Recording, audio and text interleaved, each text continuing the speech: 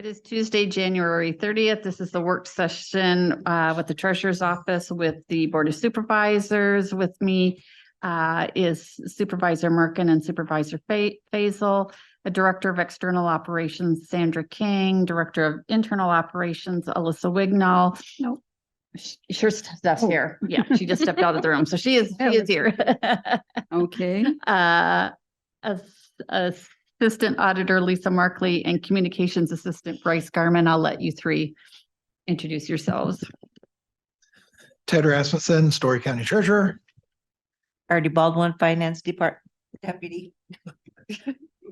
Lori McDonald, Operations Deputy with the Treasurer's Office. We'll go ahead and get started. Lisa, I'm assuming that you wanted to start with revenue first. Correct, page 195. This is through the end of, it's 50% of the year. It's through the end of December when I dump these revenues, okay? So that's where we're at. Lisa, do you have your mic on? Yeah, Okay. for the expenses, you're gonna be at like 54% of the year because I brought those over after a January payment, so. Give you some idea of where you're at. Well, I would use the yellow one if I were you, because that's what the board's looking at. It should be the same, but God, All right. I hear we're first, so we'll start off on a hot one here. I just want to thank Lisa and the auditor's office in general for all their help with this. Every year, budget time comes around and it's hard to remember how we did it last year until we get some coaching from Lisa and the auditor's office. So appreciate all their help. Our budget estimates on revenue are always tough to do. We're trying to be more accurate this year. But that first one, especially, as you can see, we're at 152% of this year's estimated budget. When we estimated that budget back in November of 2022, we did not have interest rates of 5.3% that we could get investments from. We did not foresee interest rates of 5.3%. So our new re-estimated budget of 2.8 million is something that we feel pretty confident that we're going to hit. That's a much more aggressive than what we thought at the start of things way back in November of 2022, and even when we amended it later. So 2.8 million, I think, is definitely doable on this year's. On next year, we did 2.25. There's been a lot of discussion about interest rates kind of easing back down, not dropping like a rock back down to 1%. We think for at least the first half of next year, next fiscal year, July through December, with the election coming, they'll probably stay pretty steady in that 4.5% to 5% range. As long as we can stay in that range, we feel like 2.25% is a number we can hit. The one thing that we will kind of be seeing that will make our budget numbers for interest on investments going a little bit tougher in the future is we are paying off a lot of those CARE Act dollars, those COVID monies. We were carrying an additional 18 million for most of these 6 months that we've been earning interest on that we won't earn interest on in the future. That's getting paid down slowly but surely. So just less money to invest means a little bit less interest. As we get closer to re-estimating time, we might have to bring this number closer to 2 million. But for now, based on staying around that 4.5% to 5% range, we think we can do 2.25. That is the big one, obviously. Does anybody have any questions on that one before we go forward? And I will just say our primary, we've been shopping around, but IPATE, the Iowa Public Agency Investment Trust, they're just so ultra competitive right now. The rate they give us on a daily basis is better than most of the 5-year bonds that we can buy. So that's kind of our primary depository. And I think I told you guys this maybe in a board meeting, but last September from like September 30th until October 15th, when we had to give everybody their disbursements, all the agencies, we earned more in interest in that year than we did in 2021 in those like 15 days holding that money. When you're holding that amount of money at 5%, it does a lot compared to a year of holding money at 0.05%. So anyway, the next one, we have this gain sale of investments. This is the one that the state auditor asked us to put in because we do maintain some government treasury bonds, and they want us to constantly update those on a monthly basis of what the actual market value of the bond is. Now, we buy bonds typically at $500,000. It's just like a new car. The minute you purchase that bond, it's worth less than what you paid for it. So the actual value of it immediately goes down to $495,000. Now, some of these bonds we bought during COVID, they're only 1% bonds. So that $500,000 at 1% interest is worth way less than $500,000 because we've got to ride out that interest for another year or two. So that's why that could go up and down. Last year, in 2021-22, we had some huge rise in the interest rates late, and those went down a significant amount. That's why we have that minus 182 there. Last year, those evened off as interest rates kind of solidified. And then this year, we've actually gained back. What happened was all those bonds that were $5 million of bonds that were supposedly only worth 4.8 million. Now that we're closer to cashing them in, we're going to get all of our money back. So they've just slowly been bringing them back up to the value that we initially paid for them. There was never really any threat that we were going to lose money because we were never going to sell them early.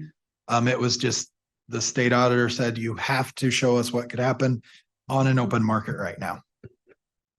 Any questions on that one? Okay, now we'll hit the speed round. District court fees.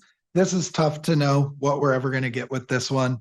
It all just depends on what customer walks in. So it's very low anyway. We're already, above what we estimated, but a couple of years ago, we only made $5 on these. So that one's tough to do and it's very low. Local government payments. This is for primarily parking tickets. We do some snow removal parking tickets for Nevada, Huxley, and Story City. And this year we have not been asked by any of them to do a stop. So we don't expect a lot of money. General basic overpayment, $5 or less. Just because of the cost of writing a check, the cost of the check stock, the cost of the envelope, and the stamp. If anybody overpays us by less than $5, we do not refund that money. If any payment is $5 or over, we do refund that money. So again, this is a really tough one to know what people might overpay us on. We're actually right at 50% for this year at $250. So that's where we kept it, $250 for next year. And then general basic miscellaneous. This one is just, if somebody comes in and asks for printed out copies of something, we do charge them for copies. Again, very, very tough to predict. Can you remember why we had so much in 2002? Yeah, that's what it was. In 2002, we got reimbursed for some postage. We didn't know where else to put it, so it went into the miscellaneous. Auto registration fees. This one is a little easier to predict. When somebody renews their vehicle, we get to keep 4% of how much they pay for renewal fees. We expect this to go up a little, not a ton, but 700,000 to 715,000. Auto use tax fees. So this is one where if you pay for your new car, your 5% fee for new registration, the state gets all of that 5% except for $1. We get to keep $1. So if you buy a $50,000 car and you pay $2,000 in taxes, we get $1 of that to keep at the county for doing that transaction. So that one has been really steady around 15,000. We thought maybe car sales would go up a couple of years ago, and we're just chugging along. I mean, again, we're right at 15,000. The one thing that shows a little bit different is we only get that where they paid a sales price. So anytime somebody comes in and says, I inherited this car, or this car my neighbor gave to me, we don't collect any money, so we don't get anything on that. So we do more than 15,000 transfers a year, but 15,000 is where there's actual money spent on the car. Motor vehicle mailing fees. This is when they pay for a registration. If they pay online or by check, the DOT does add $1 per registration. So that one we're about on track this year. So we did bump that up a little from 90 to 100,000. Also on that one, the DOT did raise, we can charge $3 to mail a plate. We can now charge $5 to mail a plate just because postage keeps going up. Other treasurer fees. I can't remember what that one is. So you're not, can we get rid of the driver's license out of county, or is that gonna happen? Well, yeah, we don't need a line item for that because we don't have driver's license services here. Okay. That was specifically for counties that provide driver's license, and somebody from out of their county goes there to get the driver's license. People enjoy going to the county stations rather than state stations. Other treasurer's fees, do we remember what that is? Oh, that was, Research. Fee. yeah, this is if a vehicle is abandoned and it's towed by a tow truck, they can take ownership of it if they satisfy some laws. And one of those laws is to pay us to research it, right? It was abandoned vehicles. Right. But check for liens. Yeah. So this would just all depend on if a tow truck company wants to try to take ownership of something like that. Tax sale fees. We, by law, we're not allowed to collect any more than what it takes us to run the tax sale. So a few years ago after COVID, we had this massive amount, this 13,000.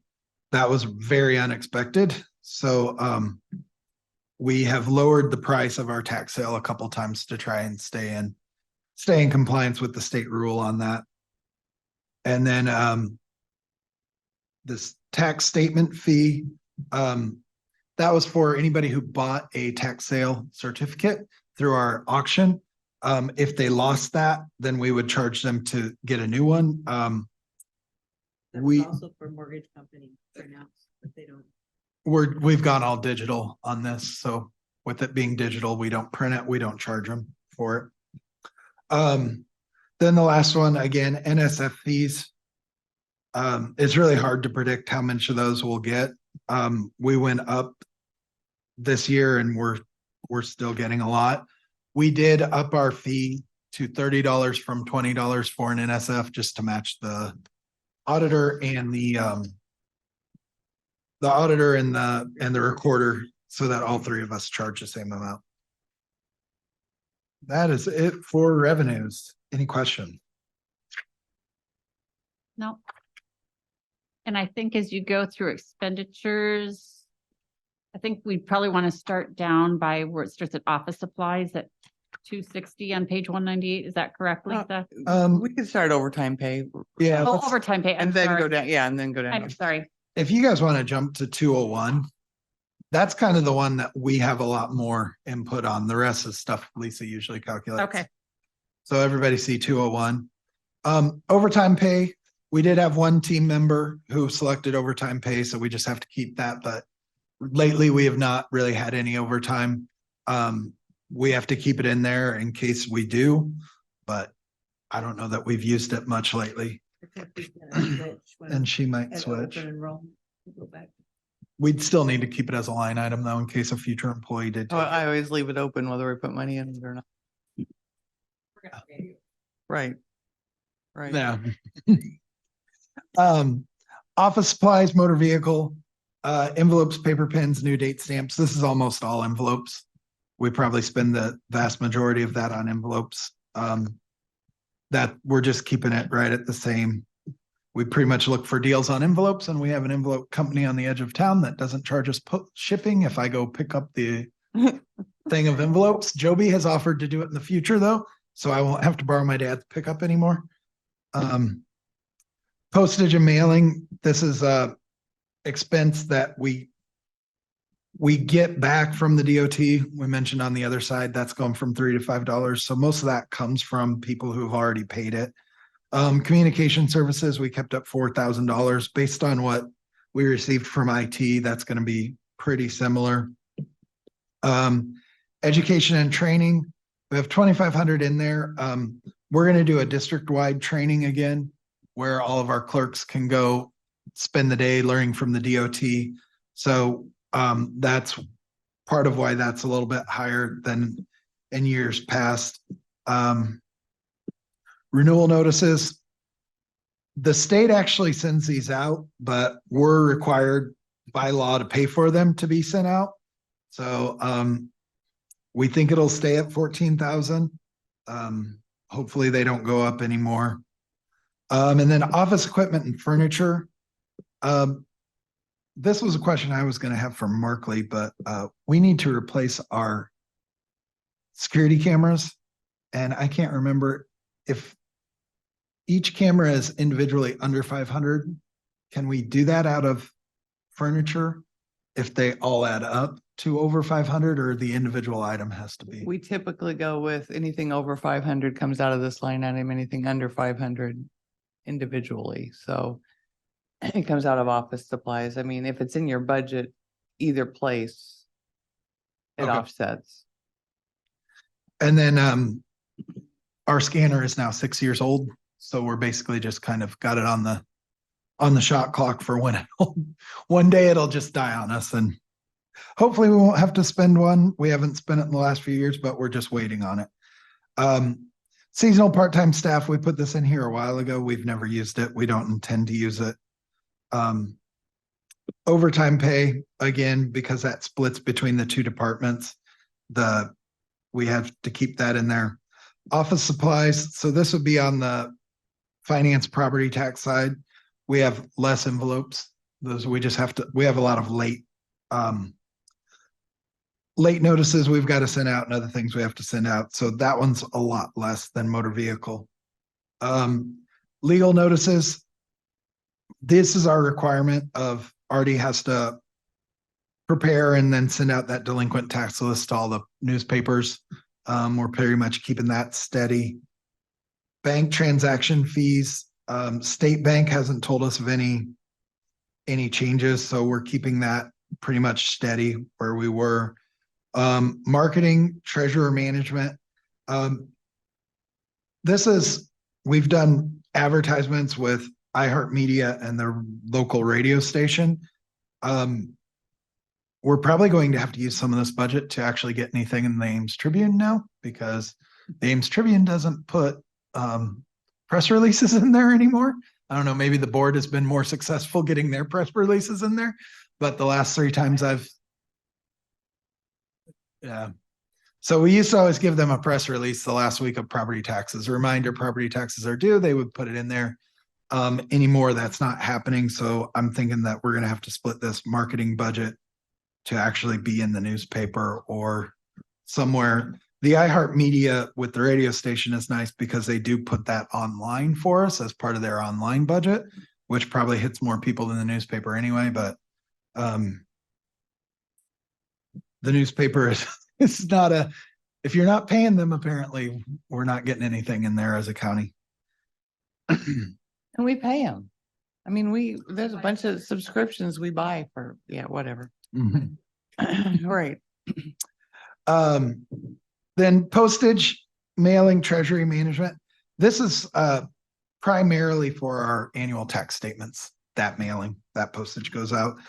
We bumped that up just because postage keeps going up. What did we just talk about? That cost them last year 15,200 to do the countywide mailing for property taxes, and we're thinking 18,000 to do the March mailing. That's about right. Oh, yeah, for the new law. Yeah, our vendor has always claimed that they get us a little bit cheaper postage rate because of some of the packaging they do. It's still not cheap. And then employee mileage and expense. We do have some times we gotta get on the road and go do things.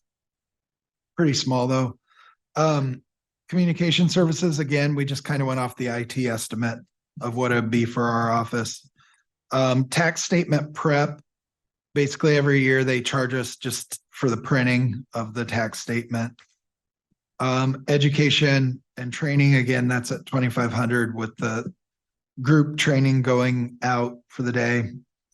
Equipment, rent, maintenance, this is, mostly our copier, and that seems to be staying pretty consistent around the 3,000 to 3,200 range. And then dues and treasury management. Those are just our normal dues each year for our different ISAC and NACFO type memberships. Ted, your copier, your Marco lease, is the copier a scanner? Is it not a scanner? So for us to scan our titles and save them in Tyler, what does TCM, what does the C stand for? I know what you're TCM talking about, management. TCM. Yeah. Tyler Content Management, you can't scan them through there. It won't feed the software to like say, this is the, our scanner actually feeds the software that this is the title number, this is the name, this is, so that when we go back in a year, if we need to find a title or a title number, we can pull it from that. Unfortunately, the Marco big one, even if it could be set up for that, we'd have to then put a computer right next to it to make sure that we're doing it all right at the time versus at the desk where, because after it scans through, we got to go through and make sure everything looks right. Gotcha. Right. Yeah, and I think we had an old scanner that we kept as like, if it craps out, we've got this, and that one wasn't working with the TCM anymore anyway, so we finally throw it away, or is it sitting there? So hauled it down to IT. Talk to Kevin because we have scanning TCM, but also into iVoters. It varies different. What works. Well, and knock on wood, wherever there's real wood, that ours is still going strong. It's just after 5 years, you notice that those electronics just kind of give way. Mhm. It looks like the biggest jump in your budget is the postage and mailing for your motor vehicle. Yeah, and like I say, part of that is offset by the fact that we are raising fees for mailing license plates. Otherwise, there's no real change. By the time you take out what we do for salaries and the FICA and the IPERS and everything, our budget is really quite small, really. Mhm. Not a lot going on there. Any questions? Questions? Any questions from online, Bryce? Did we have a big following online? Oh. Oh, thank Alright. you. Well, thank you. All right. It wasn't 15 minutes. I should have bet you on that. No. 24.